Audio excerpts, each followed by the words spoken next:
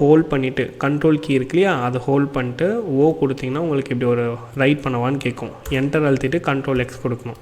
நீங்கள் சூடோ கொடுக்காமல் வெறும் நேனோ கொடுத்து ஓப்பன் பண்ணி உள்ளே போயிட்டிங்கன்னா ஓப்பன் ஆகிடும். ஆனால் உங்களால் ரைட் பண்ணி எக்ஸிக்யூட் பண்ண முடியாது. ஸோ அதனால் இதெல்லாம் கரெக்டாக ஃபாலோ பண்ணிக்கோங்க. இது பேசிக் செட்டப். ஒன்ஸ் இது முடிஞ்சதுக்கப்புறம் சூடோ apt அப்டேட். ஓகேவா? ஸோ இது உங்களுக்கு பேசிக்காக இந்த அப்டேட் பண்ணுற ஒர்க்ஸ் எல்லாமே இது உங்களுக்கு பார்த்து பண்ணி விட்டுரும்.